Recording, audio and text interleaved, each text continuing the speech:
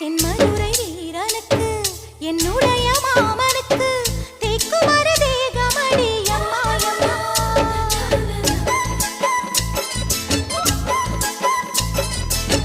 மாமன் பெற்ற பெண்ணுனக்கு மையெழுதும் கண் எதுக்கு என்னை வந்து கொல்லுதடி அம்மா அம்மா.